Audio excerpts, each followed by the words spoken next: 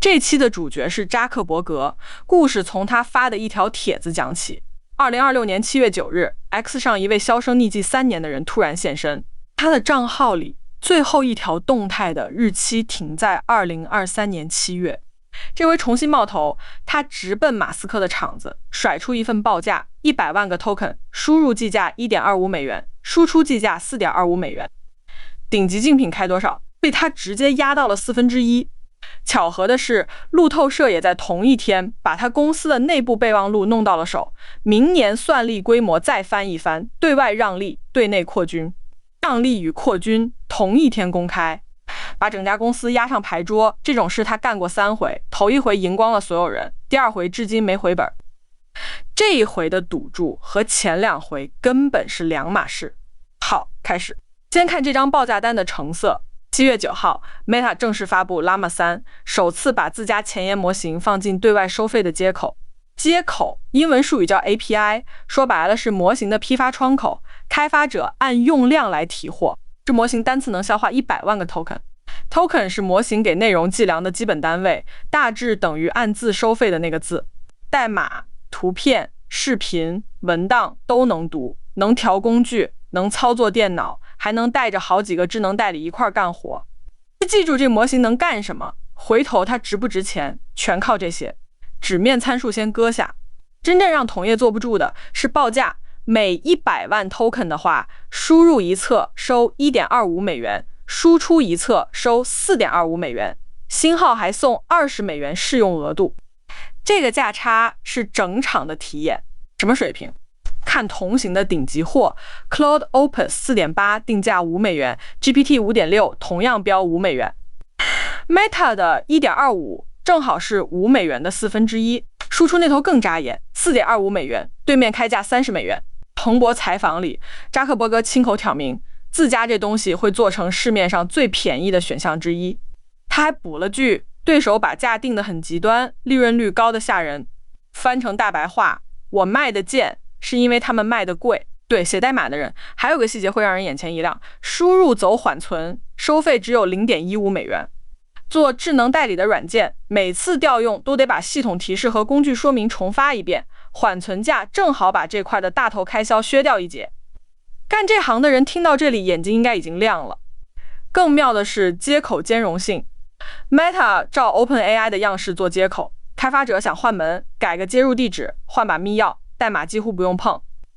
擱從前換供應商，工程組得忙幾周，現在搬家的成本被壓到接近0，剩下的變量只有價格，而價格正是 Meta 最希望你拿來比的那一項。可便宜得先立住一個前提，東西要真能用。講能力 ，Meta 自己端出一厚答評測報告，夜夜高分。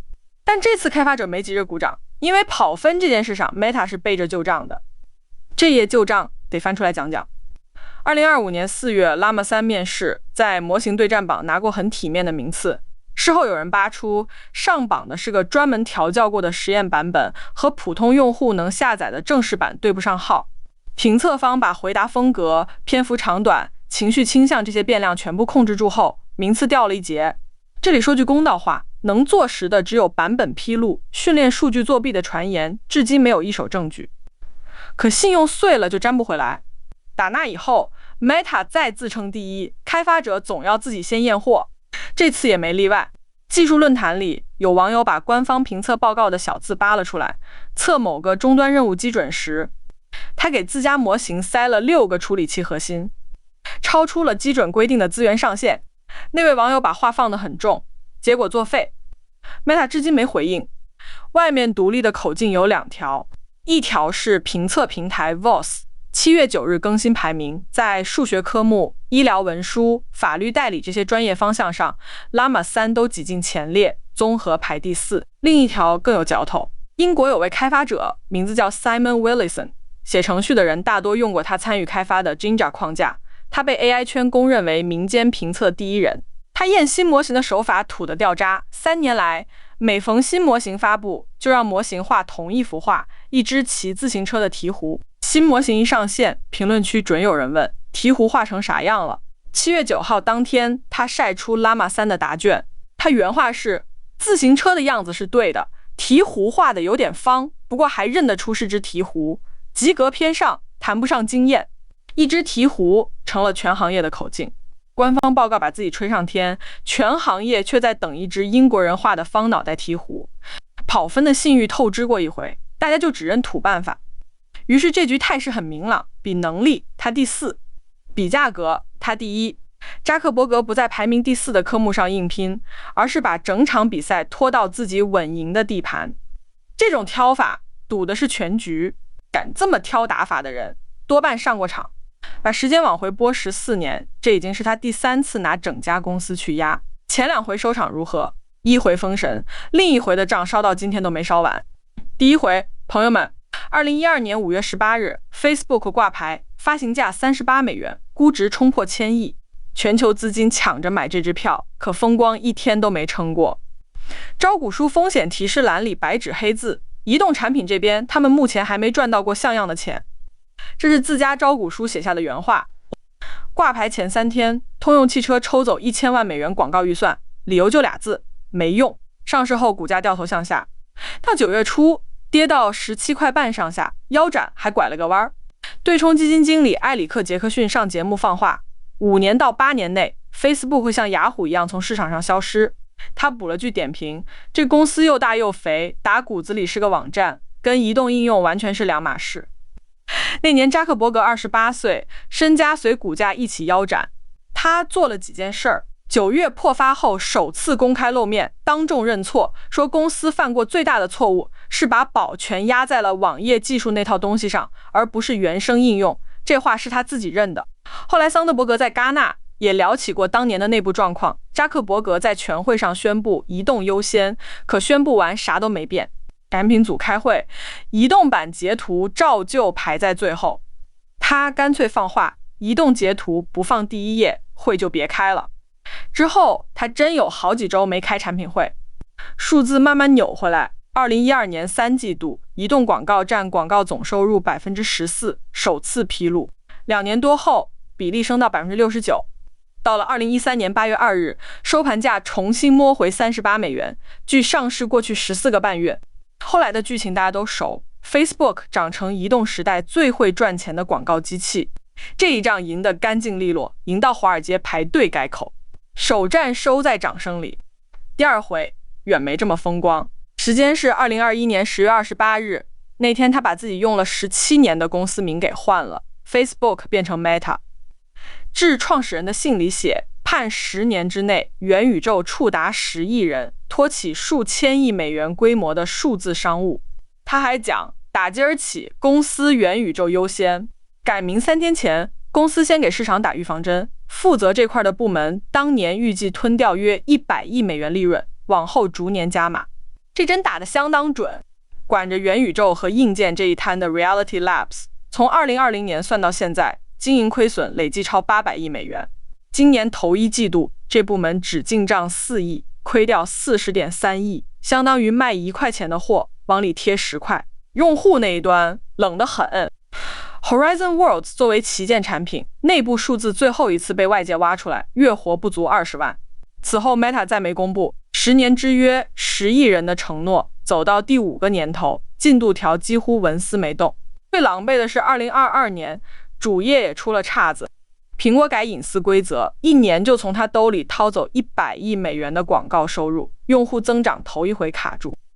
2月財報一出，當天股價暴跌 26%， 單日蒸發2300億美元市值，破了當時的美股紀錄。10月又跌 25%。這當口，一封大股東的公開信送到他面前，勸他把元宇宙每年燒的錢壓到50億以內。信裡那句廣為流傳，對着一個沒法預知的未來砸1000多億美元，哪怕按硅谷的尺子量也大得嚇人。他沒聽，轉過年來裁掉11000人，搞起效率之年，股價被拉回來。2023年全年漲近2倍，主業滿血復活，元宇宙的虧損卻照舊。進了今年1月，這部門又裁掉1成的人，關3家遊戲工作室，7成開支挪去做 AI 眼鏡。扎克伯格自己放話，今年的虧損差不多到頂，往後會一點點收窄。10年之約走到第5年，字面沒認輸，賬面已轉身。第2回，客氣點叫未兌現，直白點叫已失敗。市場早懶得等。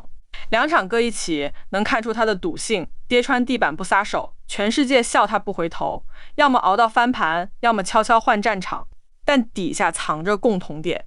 這兩回他壓的都是增量。移動內賬，用戶老早自己搬去手機，他追着用戶換陣地，賭的是手速。元宇宙內賬燒的是新開的預算口子，廣告機器在外頭一直好好轉着，兜底的錢一天沒斷。他下注的方式都藏在這句話裡。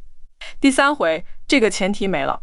再看這局他堆了哪些籌碼，先看錢和人。今年4月29日 ，Meta 發一季度財報，收入端很好看，563.1億美元，漲幅33%。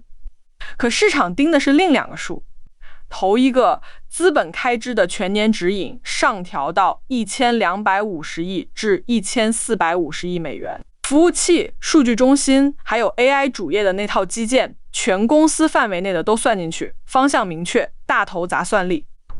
公司給的解釋，芯片漲價，數據中心建設成本也水漲船高。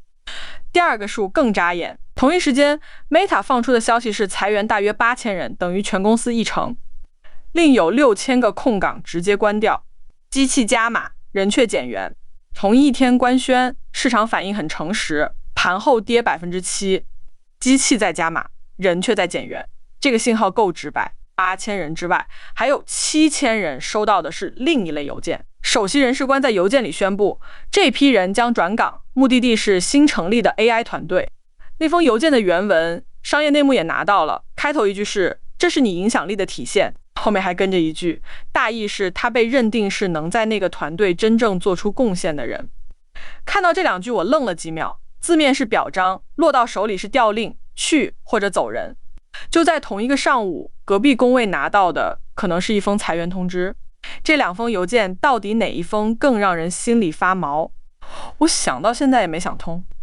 Meta 員工的聊天群裡，有人敲出3個詞 I got drafted， 意思是我被徵召了。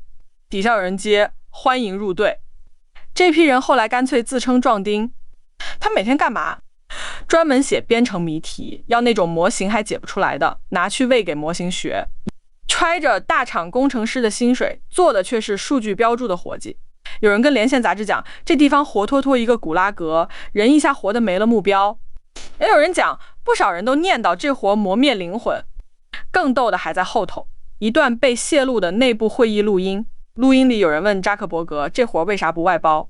他答 Meta 員工的平均智力比第三方明顯高出一截，誇承包商都誇得這麼傷人，怨氣不輕。技術口的負責人博斯沃斯事後也承認，這次重組溝通搞得極差，有的經理一人管50號人，公司還打算壓到26個。6個星期後 ，Meta 鬆口，內部備忘錄換了一句，尊重每個人的選擇。扎克伯格自己也認錯，說這些變動給員工帶來痛苦。手筆更大的是對外買人。美國證監會那裡 ，Meta 提交的年報寫得明白，138億美元投給數據公司 Scale AI。只拿少數股權，沒有控制權。這筆錢買到最值錢的東西，在許多人心目中是一個人 ，Scale 的當家人亞歷山大王，那年28歲，交易一完成就進 Meta 接管 AI 團隊，138億買下一個人，這說法當然誇張，可連控制權都不要，醉翁之意在哪兒？一看便知。算筆總賬，8000人省出的工資，6000個崗位省出的預算，7000人轉崗省下來的人力，搭上138億現金，統統改道流向同一個去處，省下的錢直接餵給機器，組織裡積的怨氣全當轉賬手續費，錢、人、怨氣全部一個流向，錢和人之外更貴的東西被搬上台面，看不見摸不着，可人人身上都有。先講公司內部。今年4月 ，Meta 給美國員工的辦公電腦裝了套程序，名字挺學術，模型能力計劃，簡稱 MCI。它記錄你敲了什麼鍵，鼠標怎麼動，屏幕上顯示什麼，拿去訓練能自己操作電腦的 AI。單講邏輯，挑不出毛病。教 AI 用電腦最好的教材就是幾萬名工程師每天的實操。最近的數據就在自家員工的鍵盤上，可員工沒有說不的權利。公司設備上不存在完整退出選項，唯一讓步是個暫停按鈕，一次只管30分鐘。5月份，1600多名員工聯名請願，請求砍掉項目，公司沒回應。把它叫停的其實是一場事故。6月22日，內部發了一份安全通告，他收上來的數據將近45000張數據表都處於全公司員工可訪問的狀態，裡面既有員工和 AI 的對話記錄，也有私聊、績效數據，連稅務、醫療這類信息都有。次日 Meta 對外宣布項目暫停，品聘這個次序1600人聯名時不停，數據差點裸奔時才停。員工那邊的組織者講，公司承諾將來重啟會改為完全自願，可到今天為止，這個項目還沒恢復。這個次序比事故本身還值得琢磨。公司外圍幾乎同步上演同一出戲。News Image 在7月7日上線 ，Meta 的圖片生成模型隨之進入 Meta AI。美國那邊的 Instagram Reels 信息流裡也能看到，一部分 WhatsApp 同樣覆蓋。產品本身爭議不大，爭議集中在一處。你在 Meta AI 裡只要爆出某個公開的 Instagram 賬號後，系統立馬去調那賬號的公開照片當參考，生成一張包含這個人的新圖。默認狀態下，它對所有公開賬號都是開的。你的照片被人拿去生成了啥？你收不到任何通知，想躲開只能鑽進設置裡找開關，手動關掉。那3天平台上轉的最多的內容，一半是提醒帖，一半是怎麼關掉它的教程。好萊塢數一數二的經紀公司 CAA 表態，這種上線方式不負責任。CAA 原話就這麼說。美國演員工會 SAG-AFTRA 那邊連用詞都中了幾分，這是對公眾情緒徹頭徹尾的誤判。演員的臉是飯碗，攝影師的作品是招牌。賬號關不得，留着又等於把臉交到生成器手裡。72小時後 Meta 撤掉功能，官方聲明反饋我們聽到了，這項功能沒做好，已經不再提供。回頭想想真有點後怕。整整3天裡，默認狀態下，你的照片可以被任何人拿去拼出一張你從沒參與過的新圖。上線被罵下架，全程72小時。同意這倆字兒，在它產品邏輯裡排在上線後面。內部釘鍵盤，外部釘相冊，2條線同一個夏天全被砍掉。這一連串翻車，恰恰暴露了 Meta 這場仗的軟肋，分發能力沒人比得上，新功能不用你下載，直接跳到幾十億人的手機屏幕上。可曝光歸曝光，人心歸人心，這句話是看懂後面所有故事的鑰匙。一組數字擺出來，官方口徑裡 Meta AI 月活12億，全球找不出第二個 AI 助手有這個量級，但據第三方統計，日活只有4000萬上下。做個除法，30個月活用戶，只有1個是天天來，其餘29個偶爾才來一趟。再看對面 ChatGPT 週活9億，那是用戶自己主動去點的應用。兩邊口徑不是一個體系，月活、週活硬比不得，可方向騙不了人。一邊是入口送到眼前，一邊是你伸手去夠。这劇本以前演過，谷歌做社交那陣兒 ，Google 家用捆綁註冊的辦法硬湊5億賬號，對外宣稱3億月活。第三方測出用戶人均1個月在裡面泡3.3分鐘，等關停時，谷歌自己交代，90%用戶每次待的時間連5秒都不到。再瞧微軟，2023年搶着把 GPT-4 塞進必應搜索，高調宣布日活破億，手裡握着全球最大的操作系統入口，忙活一整年，搜索份額只挪動了一點點，從 2.81% 到 3.37%。入口能把你想要的東西端到眼前，卻端不進你心裡。這話 Meta 的對手該背下來， Meta 自己更該背下來。看到這兒你會問，產品翻過車，組織在冒煙，用戶不太買賬，他底氣哪兒來的？一邊到處起火，一邊還敢把價按到地板。答案在他家賬本裡。一季度廣告這一項替 Meta 掙來550.2億美元，展示量這部分漲了 19%， 單價平均漲 12%。量在漲，價也在漲，就是這台廣告機器一個季度經營活動的現金流做到 322.3 億美元，同期資本開支加租賃本金 198.4 億。這兩個數擺一起看，史上最貴的算力賬單付完之後，一個季度下來賬上還能剩100多億現金。這筆賬是他敢打價格戰的真正底氣，這是 Meta 跟對手最根本的差別。兩條命完全不一樣，一邊燒自己賺的錢，一邊燒融資來的錢。OpenAI、Anthropic 這兩家接口加訂閱就是全部收入大盤 ，Token 的定價直接左右他們虧多少活多久。Meta 呢，token 價砸到地板，股價卻紋絲不動。買模型的錢對他是零花，廣告才給他發工資。也正因如此，這張價目表最戳對手痛處的是定價權落在誰手裡。同行算成本來定價，他只看戰略來定價。對手有沒有應戰？說點事實，7月8日到9日，短短48小時，各家扎堆發布。馬斯克那頭放出了 Grow 400萬 token 的輸入$2，輸出$6，他這麼標價。就在同一天 ，OpenAI 的新一代模型分了3檔全放出來，中間那檔價格直接是上一代的一半，最便宜的檔位輸入價$1，比 Meta 還低。媒體寫成集體應戰，可拆開看，這些發布檔期都是提前好幾周排好的，沒人是被臨時趕鴨子上架的。真正一聲不吭的是2家 Anthropic。直到今天也沒一句點名回應。谷歌那邊只有一條早就排好的發布預告，可沉默不代表沒壓力。有位網友說得很透徹，便宜不等於高效，別把這2件事攪在一起。Meta 這是在價格敏感的市場裡買份額，因為它燒得起，還打算越買越便宜。時間回到7月9日那份內部備忘錄 memo 裡講 ，Meta 的推理任務已經有幾十萬顆自研芯片在生產線上跑。芯片系列叫 MTIA。4月份，他跟博通宣布深化合作，第1階段算力規模超1吉瓦級。1吉瓦是多少？這些電力大約夠75萬個美國家庭燒一整年。備忘裡的計劃更狠，今年算力整體推到7吉瓦，明年再翻一番到14吉瓦。還提了一款芯片，代號 Aries， 樣品拿去排錯，排了6個星期沒發現大問題，9月動工製造。設計交給博通，代工交給台積電，支撐這個盤子。內存方面跟三星簽了長約，閃存鎖住閃迪，光纖設備定了住友電工。這裡有個時間差，低價7月就生效，芯片9月才開造，量產驗證還在後頭。現在的白菜價輪不到自研芯片來撐，撐住它的是主業，每個季度內300多億現金流墊着，價格先打下去，成本再一點點磨低。